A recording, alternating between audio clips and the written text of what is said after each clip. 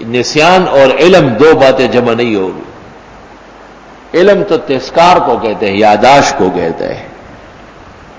مقصد بنا دو اس کو، پھر کبھی نہیں بھولو گے. اور مولانا روم نے لکھا ہے کہ ایک شخص نماز پڑھ رہا تھا، نیت باندھا ہوا تھا. مجنون کہیں سے لیلا کی خبر سن چکا تھا کہ وہ آگے کہیں آ رہی ہے، تو وہ لیلا لیلا لیلا کرتے ہوئے دوڑتا جا رہا تھا. تو نمازی کے آگے سے گزر گیا، تو نمازی نے اس کو پکڑ لیا کہ اندھا ہو چکا ہے. اس نے کہا آپ کہاں تھے؟ وہ میں یہاں کھڑا تھا نا، نماز پڑھ رہا تھا 2 رکعت.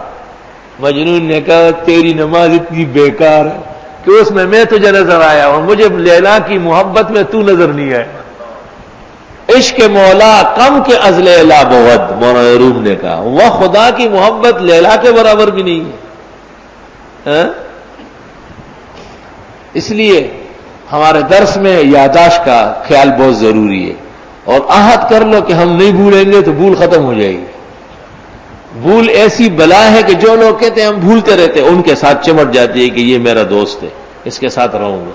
اور جو کہیں گے بھول نہیں مانتا ہوں میں، انشاءاللہ یاد رکھ کے سب کام کرنا ہے. بھول وہاں سے چلی جاتی ہے کہ اس سے میرا کام نہیں بنتا، یہ تو مجھے چھوڑتا ہی نہیں.